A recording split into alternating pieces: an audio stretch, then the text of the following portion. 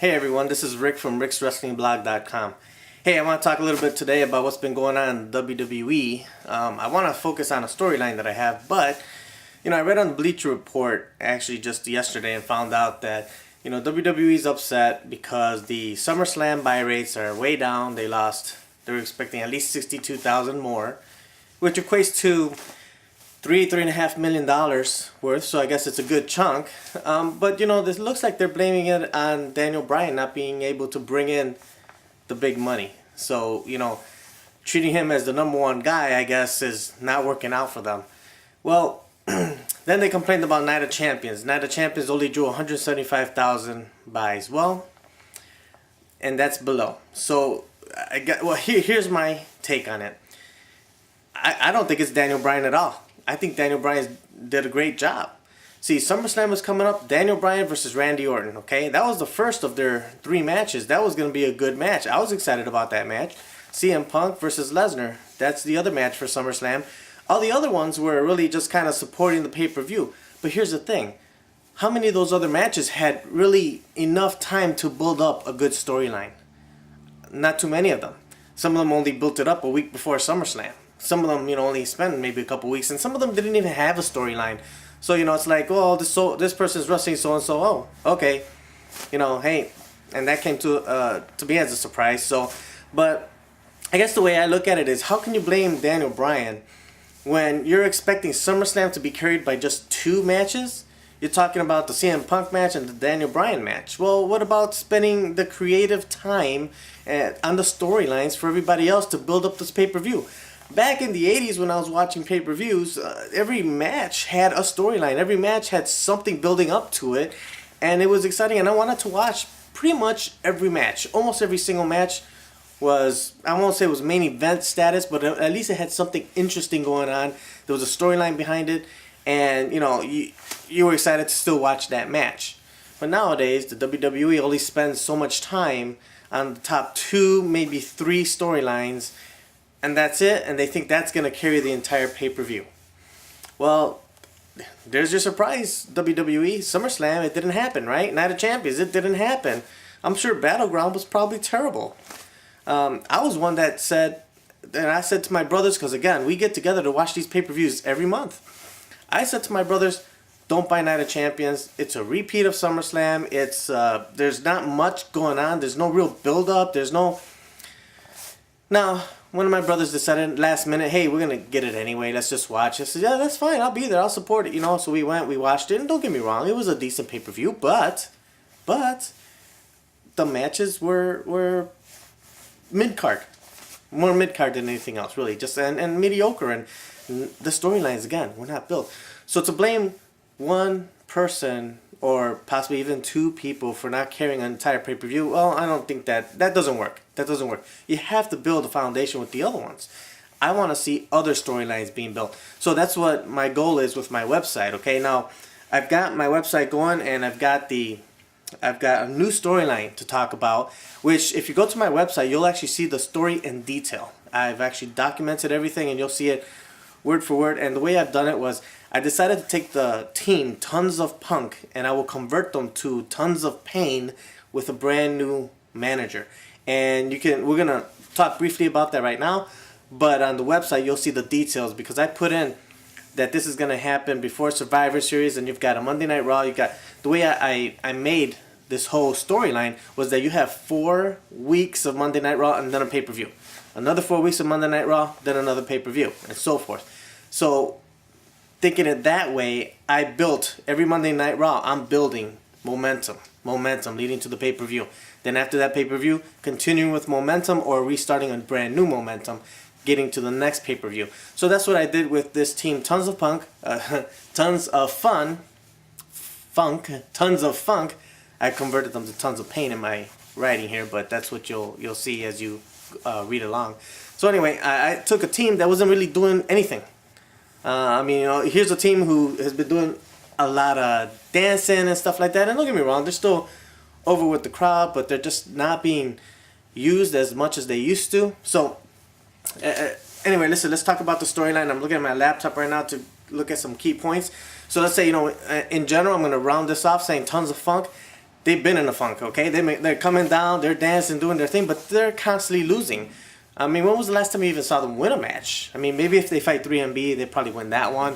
But if you're not fighting 3MB, you're losing to that other team, whoever it is.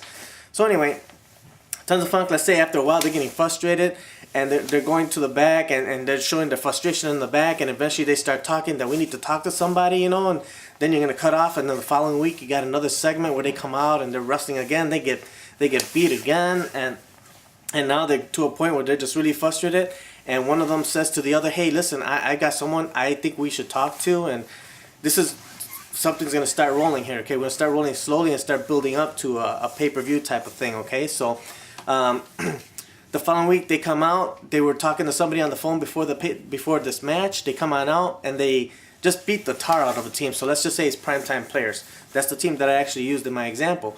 So in the Primetime Players, they come out and just they didn't even start the match. They just left them laying and then kind of walked away without the Funkadactyls too. They left them in the back. They didn't want them in ringside. They didn't want dancing. The music kicked down, but they were all business. They walked down, they caused some pain, and then they walked back. So anyway, and then they'll show them later on in the back, you know, talking on the phone. Yeah, we did what you said. It worked out good, you know, this and that. Funkadactyls are kind of like, what the heck is going on? Okay, so following week, Primetime Players are coming out. They're mad because they want to know what's going on, what it is that got into the Tons of Funk that treated them so bad. So Tons of Funk, you know, they accept the challenge from the Primetime Players, but they accept the challenge at Survivor Series, which is the next pay-per-view coming up at the time of this video recording. They accept the challenge at Survivor Series, and at Survivor Series, they're telling them that they're going to see a brand new team. They're also going to see their brand new manager. And then they actually fire the Funkadactyls, okay? So, you know, it's got everybody asking questions. Who's the new manager? Who's this? Who they've been talking to? You know, they're kind of, you know, we're building up, okay? So then the following week is Survivor Series. Here comes Survivor Series, and up on the big screen comes Paul Heyman. All right? Paul Heyman is the new manager.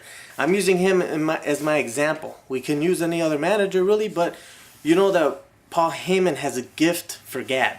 The man can interview. The man can speak. The man can build a mediocre match into a main event status. This is what the man does, and he's good at it. I mean, I don't know that there's anybody better. So anyway, here he comes. He's talking to the Primetime Players from the screen, saying, let me introduce you to my new team, and let's say he converts their name to Tons of Pain. Okay, they're no longer Tons of Funk. There's no longer Funkadactyls. Now it's Tons of Pain. Then they come on out to the ring. They have new matching outfits. Like, let's say that they're darker, more, you know, like black or something. And they're coming out with a darker, more grimacing type of music. Maybe something like what the Ascension uses, but something kind of gloomy and dark. And they come on out to this music. This match starts, and the Paul Heyman's there with them. And, you know, of course, it's a beatdown type of match. And, you know, Primetime Players are going to hold their own, but at the end of the day, we're building up Tons of Funk here, okay? Well, Tons of Pain now. So Tons of Pain wins, beats them down, and then they walk away. So let's say the next Monday night comes around, and then, you know, Paul Heyman's coming out to the ring introducing his new team, and they come out with their music, and he says, from now on, we're giving notice to the tag team champions. We're coming after you, and every tag team that is in the way, get ready because we're coming through you. So Paul Heyman knows how to build these things up. He's excellent at this job. So of course, but later on in the back, you're gonna see the Primetime Players kind of get in there and get involved. And I take this story and I take it even further. Okay, we get involved with the tag team champions, which at this time is the Rhodes brothers. Okay, Cody Rhodes and Dustin Reynolds. Rhodes. Anyway, so Reynolds is their real name. So anyway, Goldust.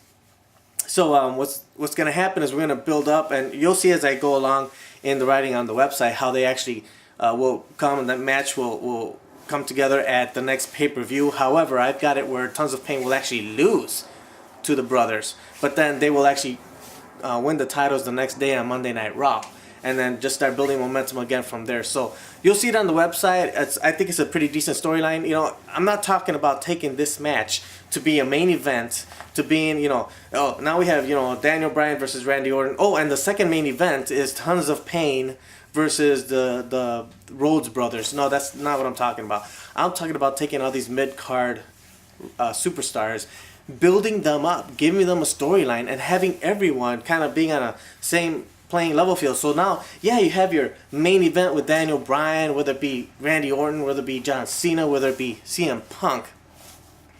But now then your mid-card matches that are coming up, now they have some interest. Now you have Tons of Pain, who have had this new manager, who has this new look, has this new music. Now, and they've got momentum going their way, and they're going after the tag team titles.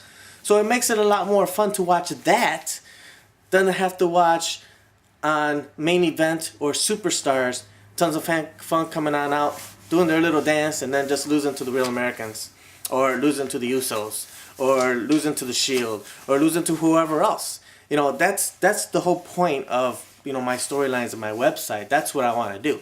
So anyway, you know, follow it up on the website. Like I said, my website is still a work in process, but it's up there, and I will be tying this link to the website. And I've got more coming, and the website is going to be ready to be 100% functional very, very soon.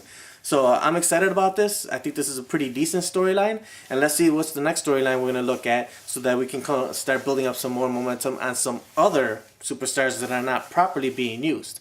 So, but in the meantime, if you have any ideas of any other superstars that are not being used, or not being used properly, and you think they should, you know, why don't you give us your ideas? Why don't you share them with us? Why don't you subscribe? Why don't you add some comments, and we'll go ahead and, you know, we'll discuss it. Maybe it's something that we can actually take and post a video, or post on the website, or do something like that with it, okay? Thanks a lot for listening. Bye.